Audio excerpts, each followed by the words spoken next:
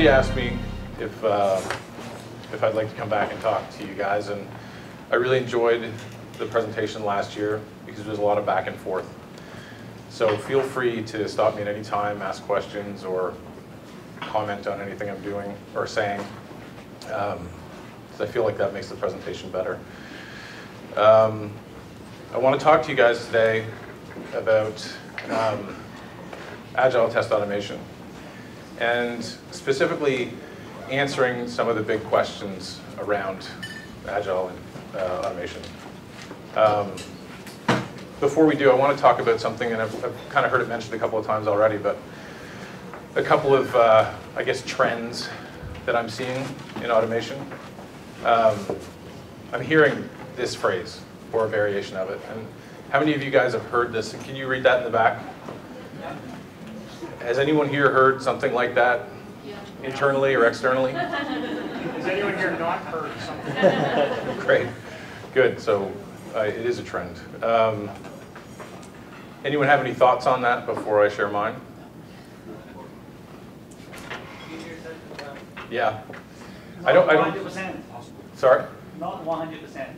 Right. Not 100%. Right. I think automation is a tool that can help us test more efficiently. I don't think it should be considered as a replacement for or an alternative to manual testing. Anybody agree with that statement? Yeah. All right. I'm in the right place. Another one I hear is all of our testers will write code and will automate tests. Has anyone heard that one? So I've heard that one quite a bit. And I think it comes from a place where they want automation to have a more important role in how we test, and they want testers to be part of that. They want people who are manual testers today in the organization to be part of that larger role. There's a lot here, so I'll read it. Being able to code, even a little bit, I think is a benefit to a tester. But thinking like a tester and coding are mutually exclusive activities. I'll stop there, and anyone disagree with me on that? Or anyone agree? So they're very different. Writing code and thinking like a tester are two different things. As we get better at automation, I think truly skilled testers will be able to add more value, not less, through exploratory testing. That automation will free them to test creatively, and the value of this activity will be self-evident. So they won't have to defend manual testing. It'll be defended by the value it provides. So that was just a couple of things before we got started. So the questions I want to address are why, how, what, when, and who. You guys are probably wondering where is. And I had an interesting conversation just before I came up here around distributed teams. And how many of you guys are part of a distributed team today? Okay. And I suspect a couple of years ago there would have been less hands in the same group, and in a couple of years there'll be even more. So that is the new reality, I think. So that's the way we're heading. And there's lots of material, and it's a subject matter unto itself, how to be successful in a distributed Agile team. So I'm not going to deal with it in this presentation regarding automation, but I think that most of the things that you'll see in other presentations with respect to distributed teams applies to automation as well. So why? Well, why hasn't really changed a lot moving from waterfall to Agile. I did a Google search to try and come up with a few articles to create a word cloud because I'm trying to put more images in my presentations. And I searched for why should we automate, or why are we automating, reasons to automate. And in every search, like most of the results were about why automation fails. So I think that it's still the case that teams are experiencing a lot of failure and a lot of struggles with respect to test automation. And I've been on teams that have struggled with it, and I think that probably everyone in the room has either been on a team or heard of a team where it failed. And again, that is probably another presentation in itself, but I wanted to touch on it with respect to why. We're not talking about why it fails. We're talking about why to do it. Here's some of the top reasons. Reducing risk, reducing test cycle time, increasing accuracy, increasing test coverage, reducing the cost of failure, which I think is especially true in Agile. Increasing the test frequency, again, another one that Agile highlights, and finding bugs more quickly. Anyone have any others? Increase the time made available for manual exploratory testing. Great, yeah, that's a great one. I touch on that a little later, but thank you. Any others? Measures of reliability and unpredictable circumstances. So if you're making a change and you're unsure exactly what is affected, you can run automation and see that certain things seem to be okay. Yeah, or if you're in a runtime environment and it's a reactive system, and all you have are reliability stats, but that's not proof. So you're automating and running a test in production environment. So sort of proof positive that this thing is working. Good. So for me, and this is subjective, automation comes down to these two things. We want to test, and we want to test efficiently. And that's been my experience. Most organizations that I've worked with and that I've worked for are really trying to get better at testing more quickly. And not necessarily testing better, but doing it more efficiently.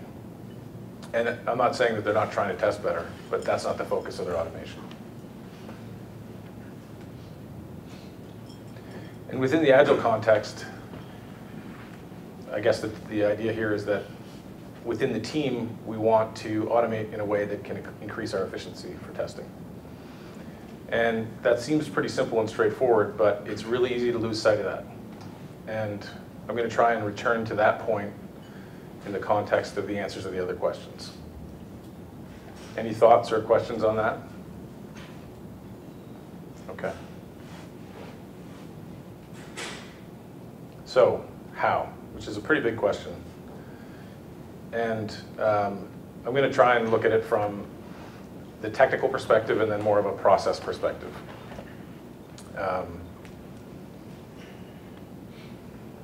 The technical perspective, how to automate, is going to vary greatly across the people in this room. How you should approach it, what you should use, what tools, what you're testing, who's doing the testing, how much money you have to spend on this, are all going to be part of that calculation or that determination. So it totally depends, right? So how many in here are using open source tools? Okay. And how many are using commercial tools? Any of you using UFT? Yeah. So that's kind of running the gamut, because I consider UFT sort of at another level. It's more like if there was like a higher level of commercial because of the cost, that's where UFT would be. But how did you guys come to that determination? Like, someone who's using open source tools, can you tell us how you chose the tool you're using? Our manager researched it, and one of the criteria was that it's open source. Yeah. Okay. So. Pay a whole lot just. I can't hear. Could you repeat what she said? Yeah. What she's saying is that their manager did some research, and one of the criteria for the search was that it was open source. So that's how they came to, is it Selenium? Is that the one? Yes. Yeah. I mean, when it's open source, it doesn't cost anything to try it. It's a lot easier just to download or start using it, playing around with it, see if it works. But there's also, if you have to pay for it, then even a 30-day free trial feels like you have the strings attached. Yeah, absolutely. And I think when you look at open source and whether or not it's, like a lot of companies will just go to open source because it is free, right? But Selenium doesn't come out of the box ready to do everything you need to do. not to be efficient, right? You can interact with your product, but it's not handling your data, it's not organizing your tests the way some commercial tools will. So you need to consider how you're going to put all that together if you're going to choose a tool like Selenium, which is an excellent tool that I've used, but it's not, it is free to use, but it's not really that free to implement as compared to something like UFT, which is a full-blown suite of tools, or Microsoft coded UI. From an Agile context, on the technical side, what I like to think about is you should take an approach with respect to your tools knowing that you're probably going to change them sooner rather than later. You're very likely to be using it in 6 weeks, fairly likely to still be using it in 6 months, but in 6 years, if you're using the same tool, it's going to be radically different, or you'll be using a completely different tool. So externalizing your test logic and your test data are going to help you to be able to react to those changes. So as an Agile approach, don't lock yourself into one tool. Invest time in looking at new approaches, new software that comes out. What can it offer you? What problems that you currently have is it going to solve? And pay attention to the trends in test automation. What are people excited about? What are they talking about on message boards? What's going on at conferences? You have to understand your software to be able to understand how these changes are going to interact with it, what benefit they're going to be for you. But that's a worthwhile activity.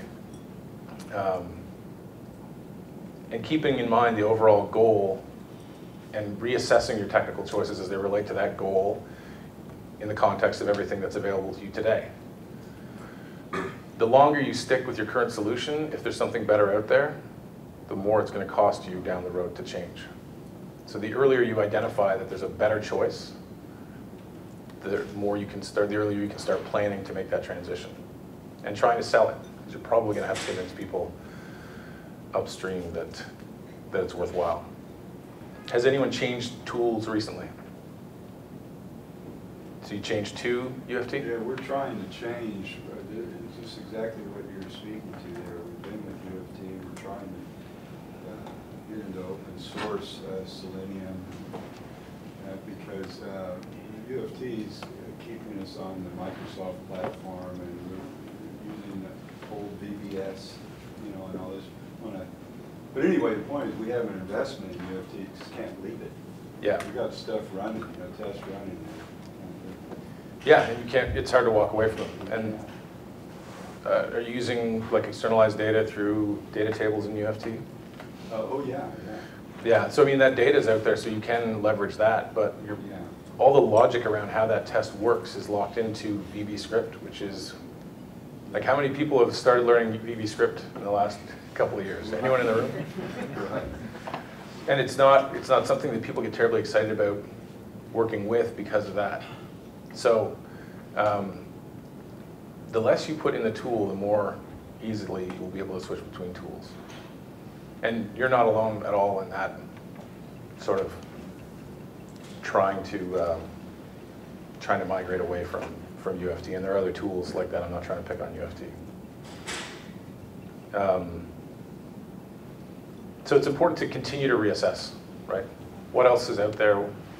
What can I move to? And in your case, if you're starting a new initiative, maybe you don't turn off UFT or migrate everything. Maybe you just wait for an opportunity to start a new project with a new tool. Within the Agile process, the right questions have to be asked, and asked all the time. So I'm sure you guys, you talk about in your Agile meetings, how are we going to test that? How can we test that feature?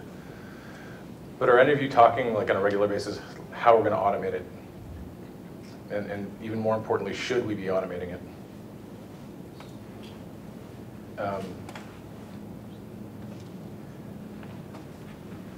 Make testability something your team talks about in every backlog grooming, every sprint planning, and every sprint retrospective.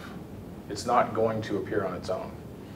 It's something that needs to be continually injected into the conversation. just like how you would test it and how you're going to build it and how long it's going to take.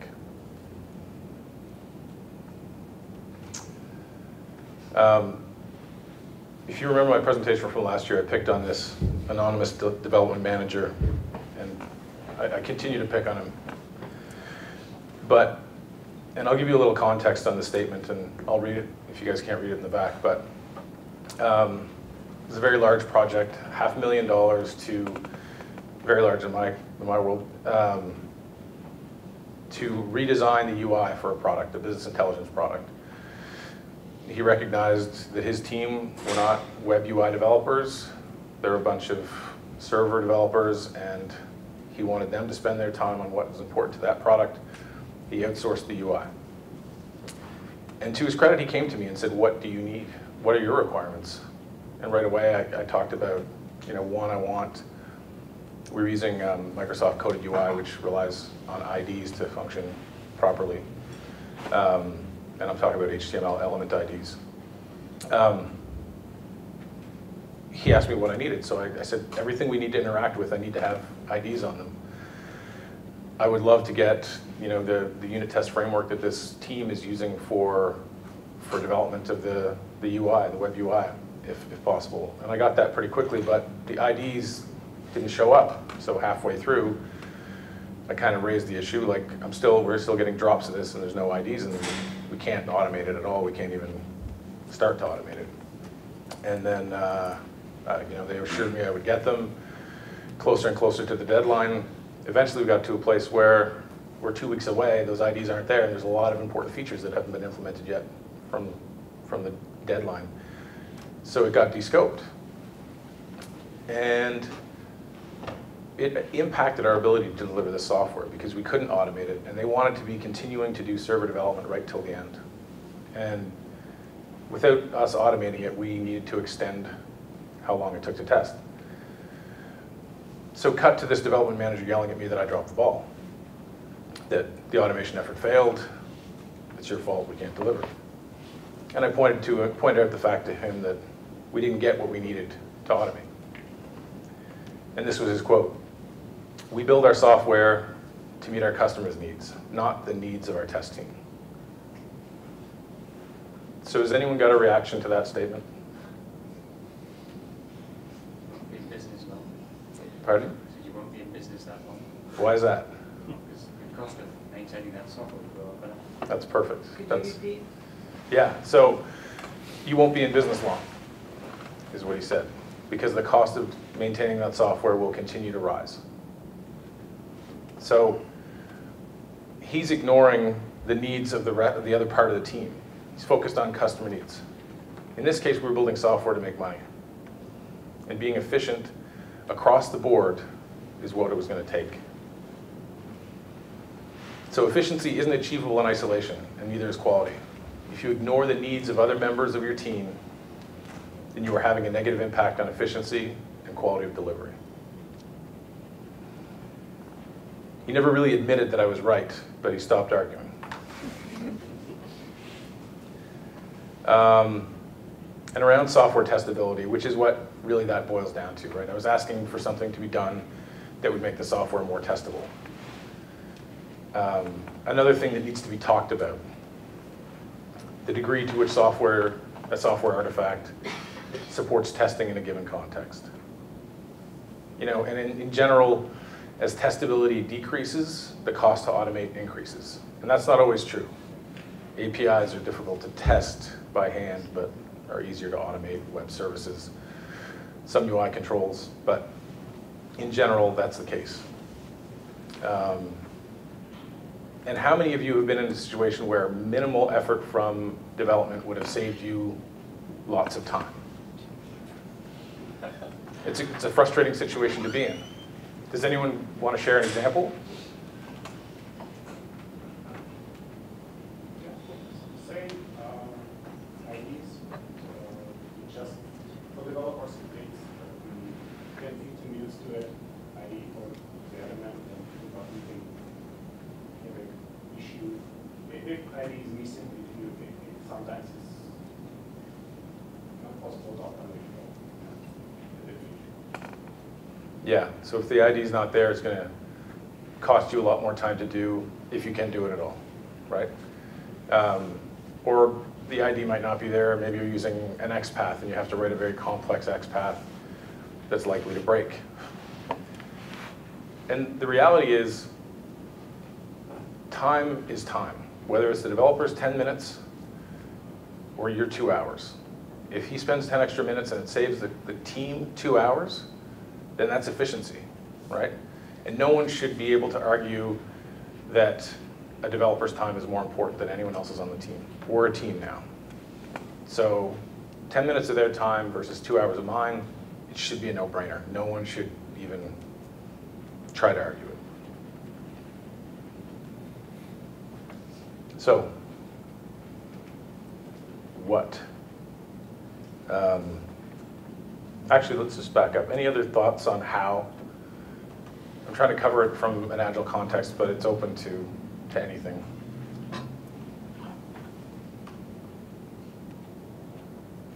It's been my experience that if you start talking about some capability by talking about how you're going to test it, designing to make it easy to test usually results in just a better design, period, a more robust design for something. I'm not sure why that is, but that's been my experience. Have you guys, anyone ever seen like the Uncle Bob videos, Bob Martin? Yeah, so, I mean, I'm not qualified to talk about it, but I will say a few things that, he teaches TDD, test-driven development. So building the tests before you write the functionality, and in my experience, it results in very small blocks of code that are easy to test and easy to change. So, yeah, I take your point. That is, once you start talking about testing first, it generally makes the software better. Anyone else have any thoughts on that? Yeah? I'm wondering what about the, with some of the automation, the readability of it for the business, for example, having it in some form that can also be used as a communication mechanism. Like Gherkin or yeah. Yeah, I think that there's real value in it. And I talk a little bit about it later around like who should be doing the automation and how that should be communicated, but my experience has been that there's not a lot of product owners that are writing Gherkin in a way that it can be used to run the test. So in that instance, I think that it's not providing the value that it's supposed to. I guess I shouldn't say that it's not. It's providing less the value that it's promising to provide. You can certainly read it and understand more about the software, but if you're not using it to run, if you're not writing it in a way that you can run the test from it, then you're only halfway there. But in principle, I think it's a brilliant idea. And it's a lot easier to understand than embedding your test data in XML or some other format.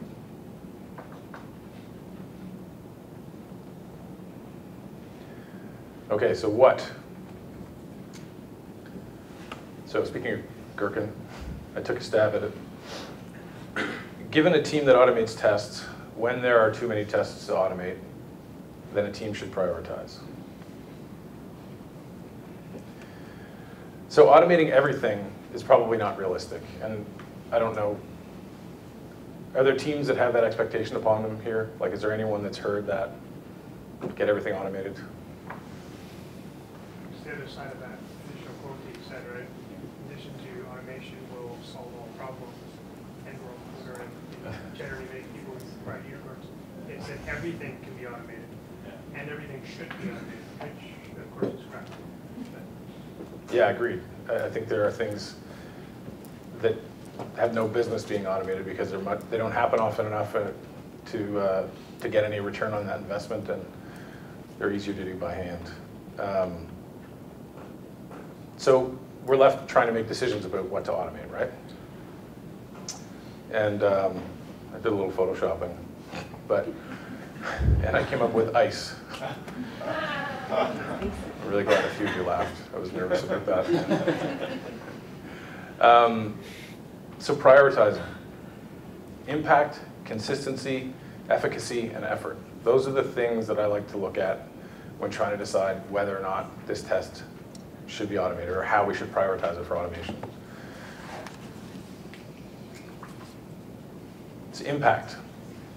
And this is kind of the one that most people think of first. How important is this test? What happens if it fails? What happens if it fails and it gets to the customer? Or if it fails, are we going to have to restart? We're going to have to get a new drop and start testing all over again. So what is that? That's a, maybe one of the biggest factors in determining if this should be slated for automation or not. Consistency. Can you automate the test in a way that will eliminate or limit false positives or false negatives?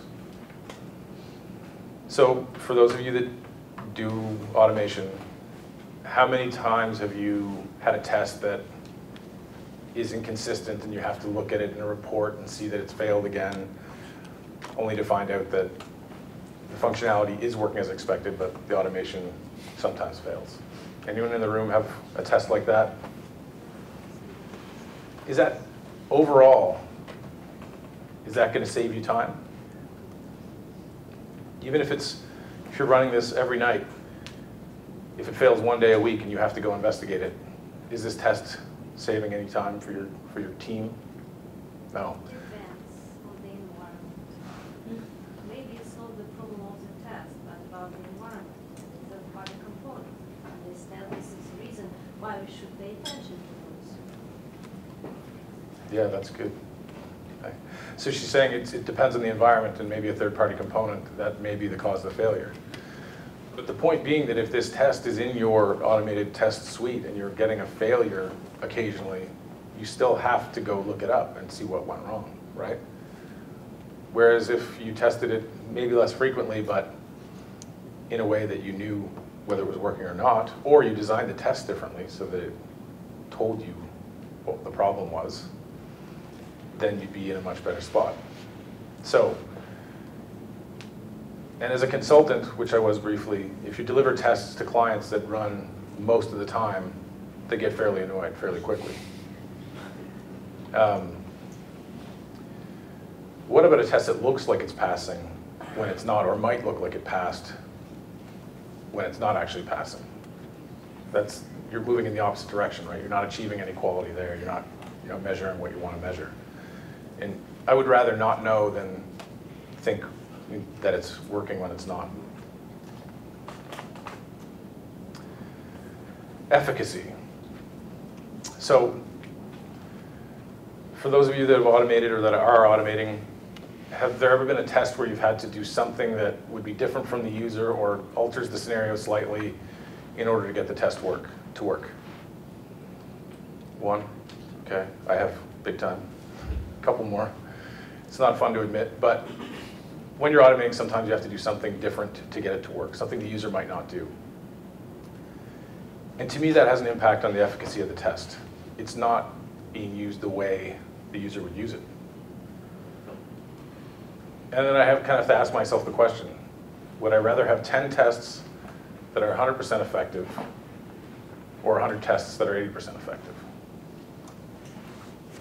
Does anyone have tests right now that they have running that they know are not 100% effective, but they provide some measure of assurance? You're not sure if they do or not. Excuse me. So can you tell us a little bit about that? Sure. Well, we have one get tagged in our CI as flaky tests. And so they may fail due to some kind of timing or, we used to have a lot of problems with the browsers upgrading while they were running, so we made an environment where the browser can't upgrade on their own. But maybe it's just a timing thing, the page didn't load quite as fast as expected, or there was some quirk in the data.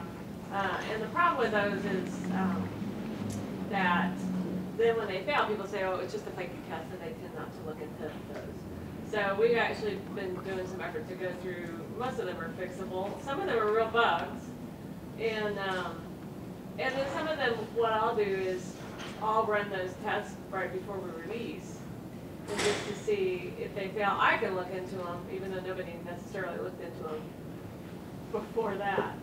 So, it's definitely a form of technical debt. It's like, it may provide some use, but you're going to so much effort for it. Yeah. Is that similar to? We get a lot of false positives, false negatives, so we have to look into a lot And you tie them to the nightly bills or. Yeah, and so it's sort of coming back to my point on efficiency. Is it efficient to run that test that way? And the even scarier part of it is I've been in environments where we're getting automation reports that consistently have a lot of, you know, red rows for fails that people just get used to and be like, yeah, a bunch of those fail. That's not really, it's not really assuring you of anything at that point, right? I mean, it's kind of scary that you're running tests that they usually fail. It's fine. Can I highlight that Yeah, this absolutely. would apply to both automated and manual tests? It's really how you talk about acceptance criteria, how you test that story. Because I would have a new tester come in and have to execute some tests. If he doesn't know the in and out, if the test is not designed properly, we'll probably still have I failed the story because I didn't do that trick. You know? If you're saying that different user would have different, you would need to do something different, I'm sure that you run a manual way, you would need to do exactly the same thing. Yeah, I think in a manual context, you're more likely to do a little digging and find out that, okay, it's failing because that service is down. Yeah, so maybe we need to cover that. Absolutely. You know what I mean? Like, Yeah. I don't want to put it just because it's automated tests, then we have all this, but that definitely could be the design of the test, whether we run it manually or not. Yeah, there may be a prerequisite there that's not met, and that the test fails for that reason. So you could put a check in to see, right? And I've noticed that in frameworks now, there's more attention paid to prerequisites, but check this, and if this is the case, then don't run this test because we know it's going to fail. Because I really like what you said about at the beginning that if you talk about it in one meeting, making sure that the testability is up front in the story, you talk about if your ops guy is there and talk about environment issue potentially, then we can cover that actually. Right? And if there's any problem. Usually, yeah. Sometimes it comes down to something like, well, I actually ran into an issue with, I was using HTML unit and the Angular JavaScript framework, and they don't play well together. So sometimes you could end up with fails because there's just a problem there and something that someone used. Or if you're running a test using a tool like, I'm going to pick on UFT again, but using their, like automating Flash with UFT. And the image recognition is flaky, right? So you don't know. It's just not a good approach. So the point is, if you're not sure, then maybe you shouldn't be running that test on a regular basis until you can be sure. Yeah. So we should pull those out maybe. Well, technically. and the idea here is to sort of do that, like front load that, right? Because I don't want to spend a day and a half automating some Flash piece only to find out that it's passing 60% of the time, right? We should be able to determine that ahead of time, that this is probably not going to be good. And effort. So when I talk about effort, I like to think about, I worked on a fish farm. I lived in British Columbia for a while, and as a young guy, I worked on a fish farm. And I'm not even really sure how I ended up there, but it wasn't like I just got a call from a friend. Like, they need somebody. The money was good, so. And they got me to, they knew I had, at that point I had a few years of university, and they wanted me to fix the fish sorter. And because it had like a computer component on the front, a controller. And they were kind of like, here you go, college boy, fix this. And I got it to work, and it was kind of a neat thing to watch because, you know, it was just big fish were continuing down this pipe really until the hole was big enough for them to fall. So smaller fish were falling at different holes. And I think about that when I think about test cases and automation. Like, if we can accomplish this with a unit test, then we should hit it with a unit test. Because that's the least expensive place to test it, right? And if we need to use a test at the integration layer or the API layer, then that's where we should get it. And if we can't do it anywhere else, then either we should hit it with the UI automation test, or maybe we shouldn't automate it. Maybe we can't do it efficiently. Does anyone have an example of a time they tested something with UI automation that they probably could have tested with a unit test? We had a team running in the States that was developing the website for retail, or our realtor type application. They wound up automating the GUI to do all of the business logic. While they were doing it, unbeknownst to us that they were doing it, we went and automated the entire API layer separate. So we know the calls to the APIs in terminal work. They spent thousands of hours writing UI tests and then changed part of their UI. Broke everything, had to rewrite a bunch of the tests uselessly because we'd already automated the entire layer. So a couple of UI tests to go in and prove that the flow worked useful. Thousands of hours worth of work, if it's very fragile, would be useless. Yeah, I think is it Maslow's law? Does anyone know? If the only tool you have is a hammer, everything looks like a nail. And when I started automating, it was the same. I was like a textbook case. I liked UI automating, do everything through the UI. Never even considered doing anything beneath there. And ended up with a ton of UI test cases. And then I finally saw, and I should have included it, there's a pyramid that shows how your test cases should look, and the bottom layer should be your unit tests, the middle layer should be integration API, and the top layer should be UI. I had a very pretty upside down triangle that was going to cost us a lot of money to maintain. But it has to be, I mean, it has to be an effective place to do that test, right? If you wanted to, if you had a defect come in from the field that when your server starts, if there's an empty field in a configuration file, it crashes, you could probably handle that with a unit test, right, and be done with it. You could definitely handle it with the integration layer as well, but hitting it with a UI test is a lot of wasted effort. And getting back to efficiency, it's important to figure out exactly what the best way to test that is that will achieve the minimum, that will uncover a regression, right, a bug. So in practice, we need to consider from development whether the feature is stable enough, right? Are they confident enough in the drop that we're getting that we should be able to start automating? Will there be code changes? Will we be able to get them if we need them? And do we know enough to create a test case that's detailed enough to start automating?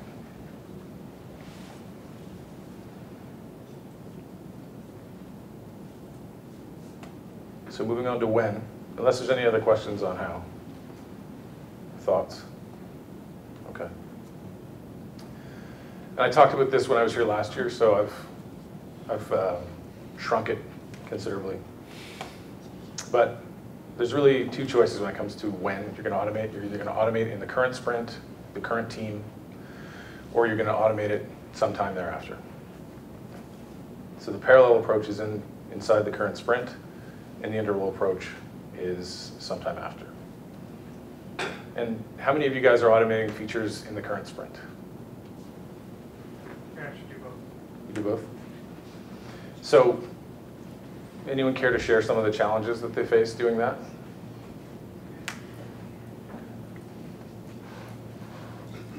Yeah, please. We're using an internal approach right now, and it's not working too well. I'm a developer. We develop features, and we sit with the QA department, and we tell them how the feature's implemented, and we work with them.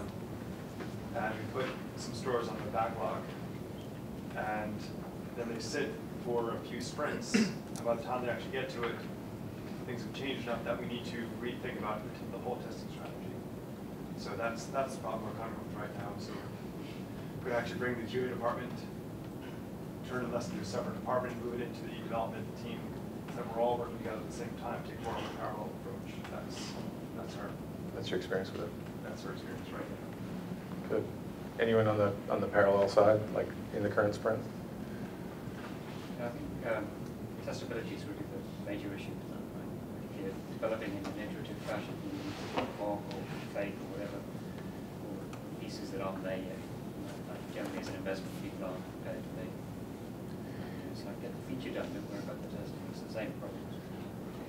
Yeah, so there's requirements, right? If you're going to try and automate something that doesn't exist yet, you either have to mock it or write tests against nothing that are going to fail miserably until there's something there for them to hit.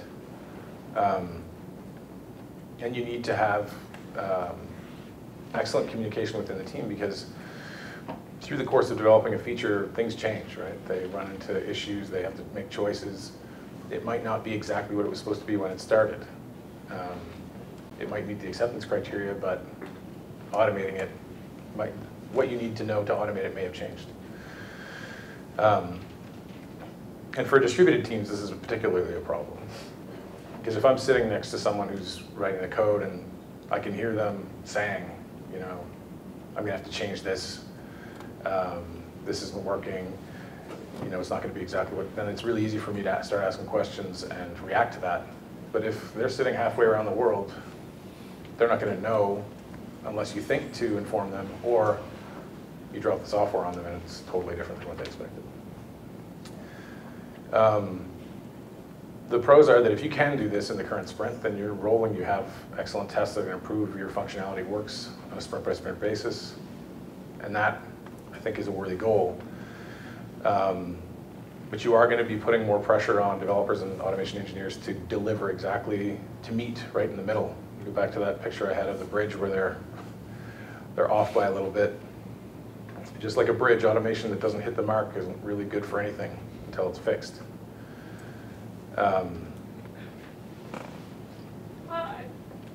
is just bothering me so much.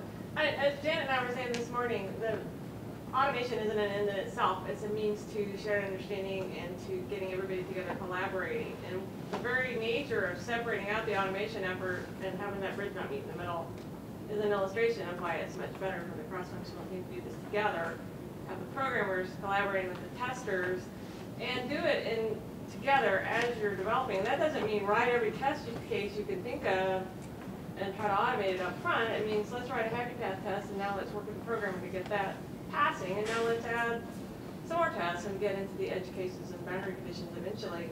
And as far as testing to the UI, a team I was on once, we wanted to do acceptance test-driven development, but our product had nothing except the unit level and the UI level. We couldn't get in at an API or service level. So we said, well, it doesn't, intuitively, we think trying to drive development with UI tests sounds crazy, but it's the only thing we can do, so let's try it. And we used a framework where we were using a BDD type of DSL, you know, the given when then thing. And we had mock-ups, so we knew the names, what the names of things might be. But the important thing was we wrote the test cases, and then in conjunction with the programmers, we're all together automating this and having testers and programmers pairing on it. And we were shocked that it actually worked. We didn't think it would work because we knew the UI would change. So I would encourage people to experiment. You know, we've always been told, oh, UI testing is too hard and you can't do it. Well, maybe, maybe not. So. Just to that point, it might not be, I don't find it harder, especially if you're working closely with developers, because if you gave me a UI map with 10 fields in their IDs and a workflow, not a problem. But that's when you're working in close conjunction and there's good communication. It's not always as easy, and it does require a higher skill level, because you're certainly not going to record and playback against something that's not there, and even building modules against something that's not there can be difficult too. I just wanted to echo that. We had a similar project with a third party where we could not get to their API or backend, and the UI was all we could get to, and so we automated it, and that was effective. Just the context, you know, that's what we needed that at that point to find out what was happening. And where you asked earlier, could the developer have done just a couple of minutes, something, a little bit of unit testing or something, you know? But that check on the, you know, a third-party interface, you know, return to the UI testing work. Yeah, and I'm not, I don't want to give the impression that I have something against UI testing. I think that it's got a lot of value. It is generally speaking more fragile, right? Okay.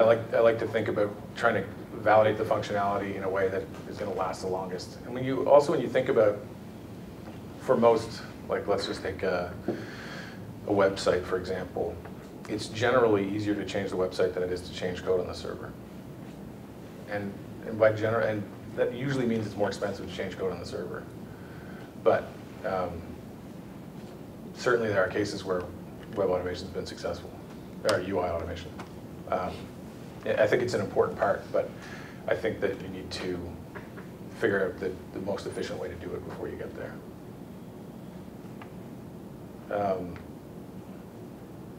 And then the interval approach. So you need, I think you need better documentation. I think you need to really have your acceptance criteria locked down, because you're probably not working directly with the team. You're probably not in sprint planning. There's probably not that shared understanding of the features. And the test cases need to be very detailed. And usually that's okay, because these features, in most cases, I think, are usually less subject to change because they've been accepted. Now, in your case, the features were changing and all this was breaking. But usually bugs have been found, and it sort of, in my experience, has removed some of the dependency on development. But that's a two-edged sword. Because if you remove that dependency or that access to development or limited it, then it's hard to get something changed that you might need, whether it's IDs or some change in an API somewhere. And of course, you're just accruing technical debt as you move forward. You have all these important features that you've added that you don't have an automated test for.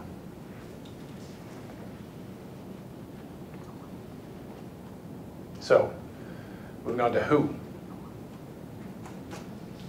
So of the people doing automation in the room, did you have coding experience before you got into it? Show of hands, anyone? Yeah, so, and then the ones who didn't have any coding experience? So it's a pretty good split. I said earlier that development and test are sort of mutually exclusive activities, in my opinion anyway. I think the most successful test automation specialists, engineers, SDETs, whatever you want to call them, are people who have some experience in both. They understand enough about testing to know what's acceptable, what's not, what the methodology is. They understand enough about development to be effective in using whatever API, whatever tool they're using to automate. They don't have to be the greatest coder in the world. They don't have to be the greatest exploratory tester in the world, but they should have some skill sets in each of those camps. That wasn't supposed to come in yet. So who should automate? Who's seen SDETs come in that are they just want to be developers and this is a path to development, right? How excited are they about the testing component of what they're doing? They tend to identify with the developers, learn from the developers. They're not so excited about testing. And what I've seen in the past is when push comes to shove and there's a deadline looming, sometimes they're doing development work. And even if they are doing test automation, how long are they going to be doing it for? And what about someone who's got a development background but has chosen that they want to get into testing, right? They like testing better. If you're going to try and push them into the role of a test automation engineer or a test automation resource, they're probably not going to be that happy about it.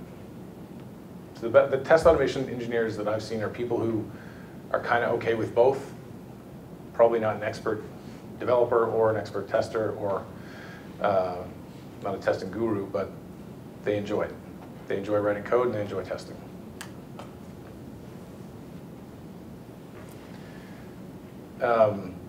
And just on how to organize a team, one of the companies I worked for, they basically just went out and hired a bunch of SDETs and turned them loose.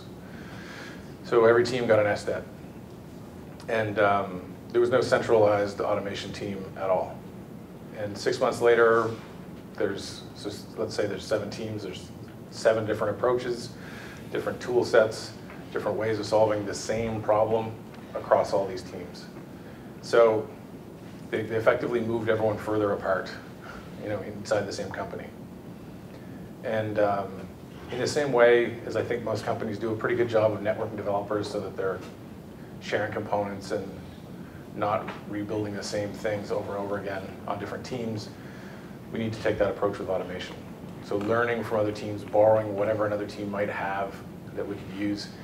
And even if it's not ideal or exactly what you want, if it meets your need, then you should probably use it until you have time to refine it or ask for refinements from that other team.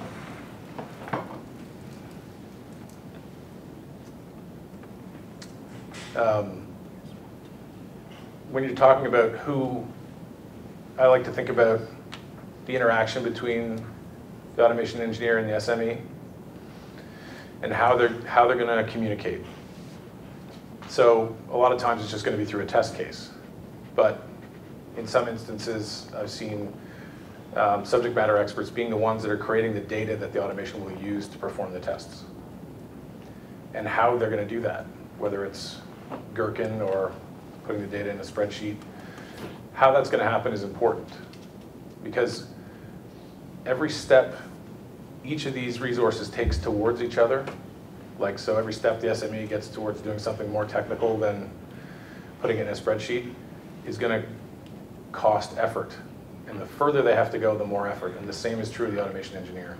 So for example, if I want to drive the automation based on some data in a spreadsheet, it's pretty easy from an automation perspective. They can give me a spreadsheet, I can use that data. But if the requirement is that I provide them with web interface to enter the data, aside from using something like fitness, I'm going to have to do more work. Even if I do use fitness, I'll probably have to do more work. If they want a GUI where they can drag and drop test steps and add data to them, then if I'm building that myself, then it's probably easier to go get a commercial tool. So depending on exactly what you want, you need to understand that interaction before you choose what you're going to use to do that. Because expecting the automation engineer to bridge that gap by himself with commercial tools may not be feasible. And expecting the subject matter expert to bridge that, to go the other direction, may also be a problem. And so with respect to how they interface with the automation, understanding how that's going to happen before you start building it, before you decide how you're going to do it is important. Whether it's just going to be through Microsoft Test Manager, through a fitness wiki, if they're just going to be reading the reports, or maybe they're going to be using Gherkin and actually creating new tests. That's one of the considerations. And is your team capable and or interested in doing that? Has anyone been on a team where they haven't had a successful interaction between the test team or subject matter experts, product owners, and Gherkin? So what happened? So currently I'm working for this project where subject matter experts are unavailable or are not willing to help us with that. So we communicate with the business analysts, which are on the side, and try to suggest some requirements and get some approval to simplify the communication. Yeah. Yeah, so it's important to understand how that's going to be, how you're going to accomplish that communication between the two.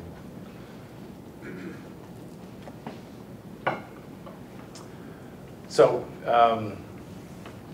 just want to summarize it. Agile automation, it holds the promise of increased efficiency and higher quality, not through the replacement of manual testing, but through increased testing efficiency, more frequent test execution, and more time for exploratory testing. And that's my presentation. Thank you guys very much for your questions.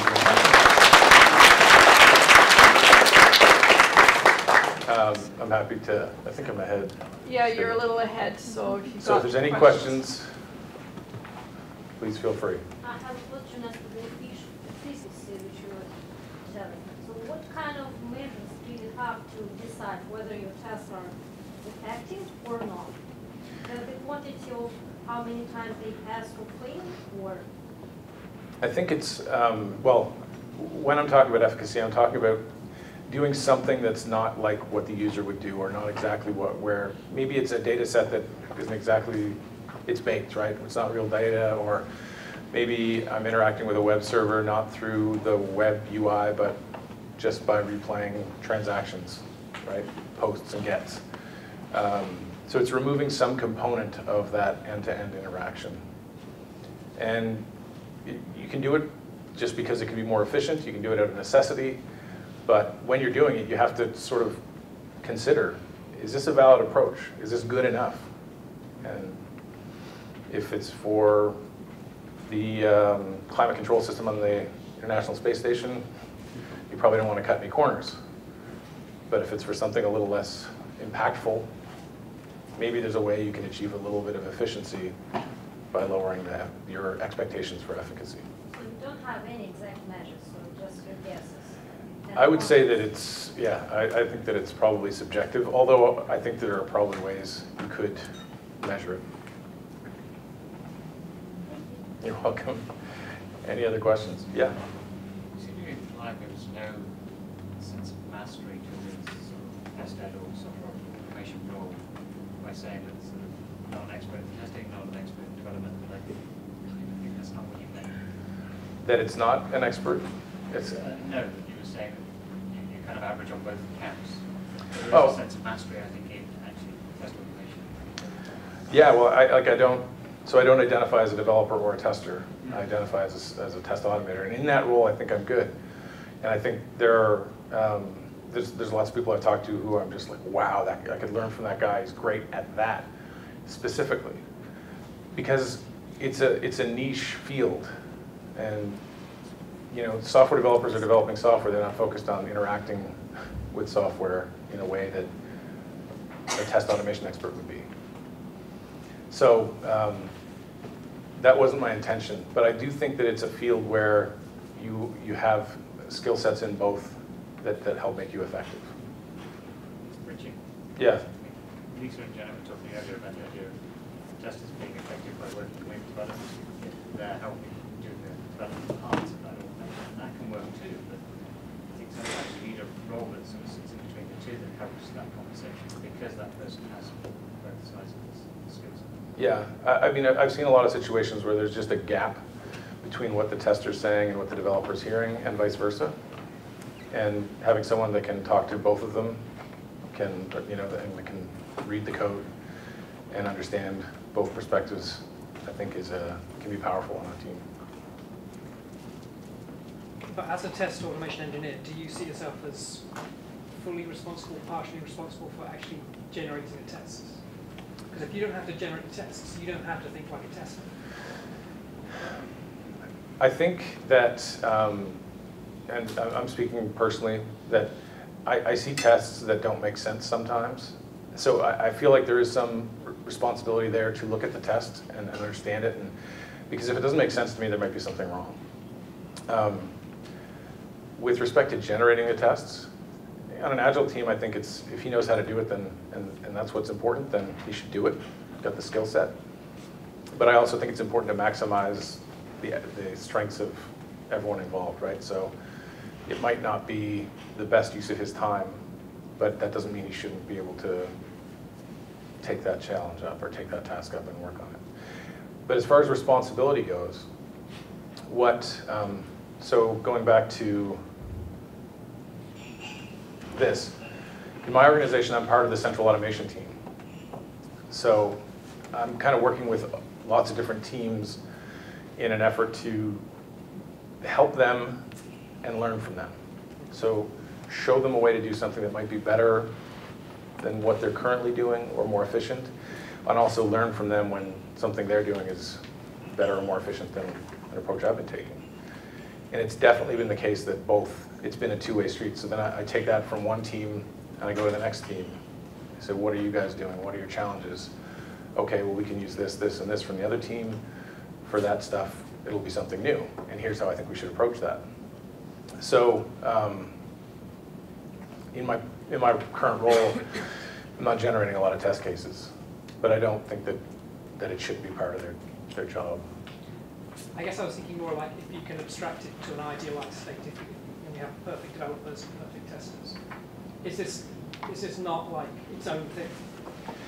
Well, I think that having, like, understanding, being able to read the code, yeah, and understanding how to test will give you the ability to write test cases that probably manual testers might not be able to hit. So I think on the Agile team, that my answer would be yes, they should be responsible for some testing, some writing of test cases, based on what's required. Yes? So in this model that you've got up there now, we've got a centralized automation team plus within the teams, individuals who are likely responsible for automating within the team. Do you find that you've also got that combination of some automation happening in parallel while some automation, maybe more in the central automation team, happening in the interval, or how are you balancing it? The central automation team is more for like guidance, and I have personally gotten involved to the point where I'm actually creating test cases, but that was not like the normal process. So it's actually, you know, one of the mandates is to sort of when you have this SDET who's hitting a wall and it's going to slow down and have to do a bunch of work, that we can come in and help him by doing that work. So augmenting them, maybe taking on some of the technical challenges that he's facing and getting him past them. So it's less about being an outsourcing for test cases to get developed in, and more about helping them, I guess, get around how they're doing it, how they're approaching it, and any technical hurdles that they might have. So if it was UI automation and there were some controls that were problematic, you know, one of my counterparts would come in and help them deal with that, find a way to make that work. Sort of bridging any gaps that might be there from a technical perspective on automation. You run something similar where embedded in the team, we've got people who are expected to automate what's coming out, the things that we feel we should be automated. But we also have a central person who's responsible for not just providing a framework and directions, but also for covering up the stuff that can't make it in the sprint. Yeah. So sometimes they'll pick up a backlog, or there'll be an identified area where we don't have a regression level of automation that we want to build. So we use that team sort of to balance that. One of the things that I talked a little bit about last year around that model where I like the idea of being a hybrid. I mean, if I was setting it up, I would have at least a proof of concept on the automation in the current sprint. That way, it's been considered. Everyone who's involved knows that that's part of what we have to deliver. And then another team picking it up and running with it. It's hard to prioritize sprint over sprint. If you're always in the current sprint, then, I mean, this might not be as important as the work we did 2 sprints ago, but we've got things that are very important that got left unautomated because we had a lot of important stuff in that. So you want to balance your priorities, and having, I guess, a hybrid of parallel and interval automation makes a lot of sense to me. Yeah, so you're speaking a lot about adding IDs to certain elements to make it easily testable. From our experience, though, it's very hard to ensure that you have unique IDs and everything that might need to be used in a test. And especially as things change over time, it's hard to make sure that these unique IDs are still correct over time as things change. How would you handle that? Well, it really has to be unique to the page, right? So you don't need a unique ID for the entire application, but you definitely, well, and it's not even a requirement, depending on the tool you're using. Sometimes you can use other things to locate them. Not sometimes, there are definitely other ways, but with respect to IDs, I think that if you come up with a way of naming them like you might use for writing code, right? Just, we're gonna use the page name, the div name, you know, something that's gonna make it as descriptive as possible. I mean, at the end of the day, even if it was just like a unique GUID and we could map that, then we could, that's what we could use. It just needs to be uniquely identifiable. And then, you know, really on the test side, like for the subject matter experts, learning how to check that. And there's all kinds of tools available in Firefox and other browsers that make it easy to generate, to look at that and see what the ID is and what the XPath is. And you know, it opens up the door to making it a lot easier to automate. Yeah. Is there a way you can post these slides after the meeting, so after the conference, so it's access? It's really a guidelines for. Oh, Thank you very much. Yeah, I think that they're all going to be posted, right? Yeah. Yes. In your work, like, so you have number of teams and number of people doing some manual testing, verifying, like regression, and some doing the automation, like something is going during the sprint, something is going after the sprint. Can you describe how it's actually like normally work in yours? So in most of the teams I'm working with, the products have been established, and there's a really strong mandate company-wide to engage in automation. And so most of the products exist already, and there's teams that are being built to come in after the fact and automate. So although they work in the same sprint, they're not generally related to the functionality that's being made in the current sprint. Now, whether or not I agree with that is a different matter, but they're basically working from priority, essentially, and they're not using the model that I showed with all the different aspects of priority, not wholly anyway, but they're looking at priority, like what's the most important features we can automate in this component, and going through that. And most of the teams are doing it at the API level, starting with that. And that's been successful so far. But in my environment, there's been a lot more challenges than just automation. There's been people from different teams pulled in, new people hired, people that may or may not be qualified to lead teams, trying to lead teams, and communication issues. And the central communication, or the central automation team has, like, we've been a pretty pivotal part of any of the success because we've been able to offer them shortcuts and help them along. And also enforce some level of standard, like just because it's running on 2 different SDETS computers doesn't mean, like when I download it and try and run the execution and it blows up, like even just that act alone of like, let's bring this together to something that's workable, that provided value.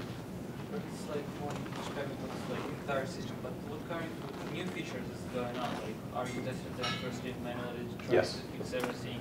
And then if you have time and some priority, you're going to automate those. In general, so I don't know if everyone heard, but in general, I'll paraphrase, I think, but new features are being developed, they're being tested manually, and automation is happening after the fact. That's generally what's happening. Yeah.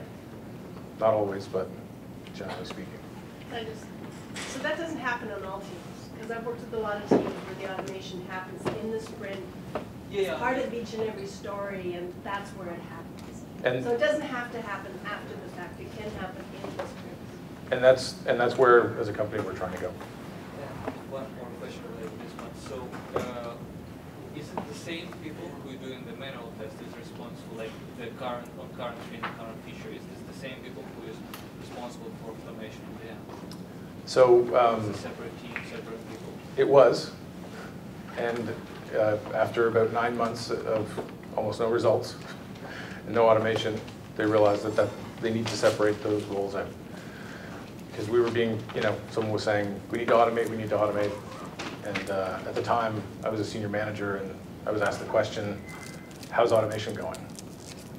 It's going as well as the, I can't remember how I said it, but basically in parallel to the number of automation resources you've given me, which is none, so that we get none done. It's hard to ask testers that are already overwhelmed to start automating. So it's separate team. One team is responsible for once the current feature is done, okay, and separate is verifying like they have priority and automate everything to make the first team work easily. Can you repeat that? Yeah, the first team is basically responsible for feature to say that the feature is done, there's no issues that they found, and everything is good, and we can automate. And the second team is basically automating to make regression smaller. Yeah, and that's not across the board, but that is how most teams are operating. But as I said, that's not our goal. That's just how we are operationally.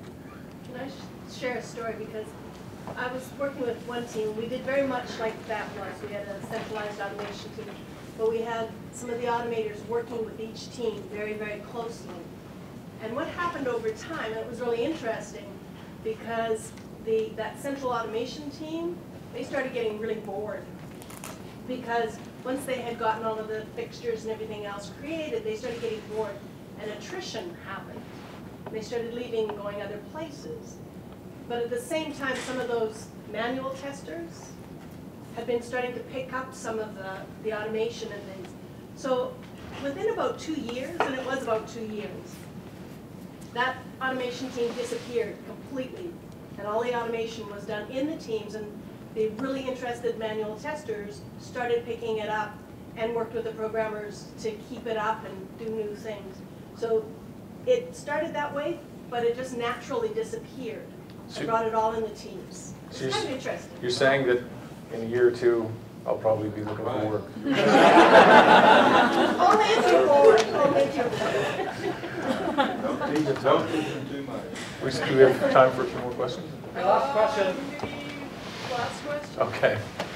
What's the ideal ratio, do you think, between developers and the QAs in a development team? The what? What's the ideal ratio between Oh. developer and QA? Oh, yeah. I don't know. I mean, there's a lot of variables there because it depends on the nature of the product and how much functionality they're pumping out. But yeah, I don't have a number for you on that.